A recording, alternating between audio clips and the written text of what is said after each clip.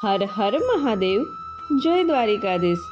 મારી YouTube channel Dipali જોશીમાં આપ સૌનું હું હાર્દિક સ્વાગત કરું છું।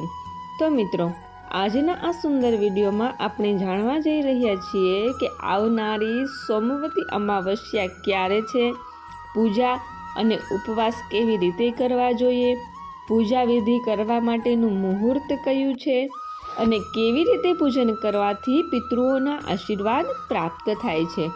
તો આ વિડીયો અંત સુધી જોવાનું ચૂકશો નહીં। ધન્યવાદ। આ વર્ષે સોમવતી અમાસનો પવિત્ર તહેવાર 2 ઓક્ટોબરે ઉજવવામાં આવશે। શ્રાવણ મહિનાની કૃષ્ણ પક્ષની અમાસ આ વખતે સોમવારે આવી રહી છે। તો સોમવારે આવનારી અમાસનું મહત્વ ખૂબ જ સુંદર હોય છે।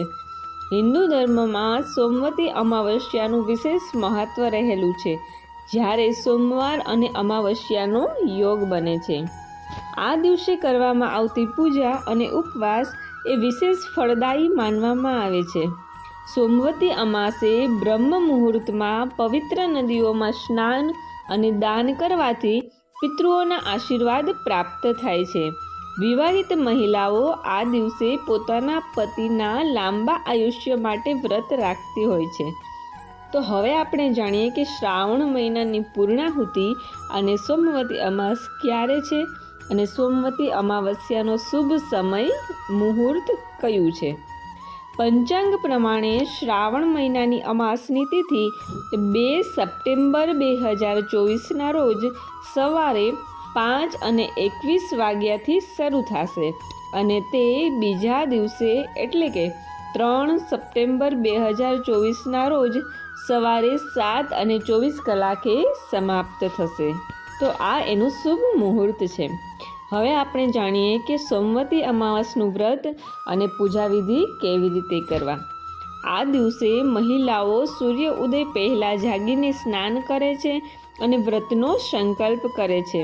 સૌપ્રથમ ભગવાન ગણેશને વંદન કરો, પંચામૃત સાથે ગંગાજળથી ભગવાનનો અભિષેક કરો। હવે ભગવાનને ચંદન, અક્ષત અને ફૂલ ચડાવો। મંદિરમાં ઘીનો દીવો પ્રગટાવો। પૂજા દરમિયાન ફળ, ફૂલ અને મીઠાઈનો ભોગ ધરાવો। ત્યારબાદ મહિલાઓ વ્રત અને કથા સાંભળે છે। તેઓ ભગવાન શિવ, પાર્વતી અને વિષ્ણુની પૂજા કરે છે। અંતમાં આરતી અને ભોગ લગાવીને ક્ષમા પ્રાર્થના કરો। એવું માનવામાં આવે છે કે આ દિવસે વ્રત કરવાથી પતિનું આયુષ્ય વધે છે અને પરિવારમાં સુખ સમૃદ્ધિ આવે છે। સોમવતી અમાવસ્યાનો તહેવાર એ મહિલાઓ માટે ખાસ મહત્વનો છે। પૂજા માટેનો શુભ સમય કયો છે એના વિશે હવે આપણે વાત કરીએ। બ્રહ્મ મુહૂર્તમાં 4:29 લઈ 5:14 સુધી શુભ મુહૂર્ત બતાવવામાં આવ્યું છે। હવે આપણે જાણીએ કે સોમવતી અમાસના દિવસે શું કરવું જોઈએ। પવિત્ર સોમવતી અમાસના દિવસે સવારે વહેલા ઉઠી અને સ્નાન કરી અને સૂર્યદેવને અર્ઘ્ય આપો।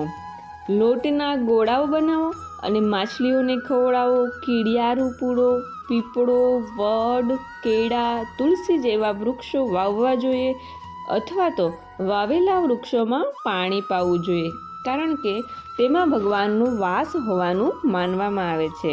અને એવું પણ માનવામાં આવે છે કે સોમવતી અમાસ પર કરવામાં આવેલા કાર્ય એ પિતૃઓને પ્રસન્ન કરે છે અને જીવનમાં ખુશીઓ લાવે છે। સોમવતી અમાસના દિવસે મહિલાઓ ખાસ કરીને પીપળાની પૂજા કરે છે। આ એક શુભ અને ધાર્મિક પરંપરા માનવામાં આવે છે। મહિલાઓ પીપળાના ઝાડની પૂજા કરી અને તેની પ્રદક્ષિણા કરે છે।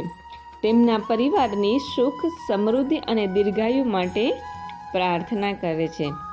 પીપળાને ભગવાન વિષ્ણુનું પ્રતીક માનવામાં આવે છે અને આપણા હિન્દુ ધર્મમાં પીપળાના વૃક્ષનું વિશેષ મહત્વ રહેલું છે।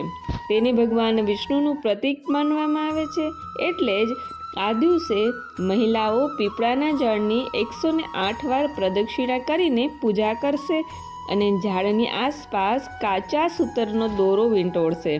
આ પ્રક્રિયાને સૌભાગ્ય અને સમૃદ્ધિની પ્રાપ્તિનું પ્રતીક માનવામાં આવે છે।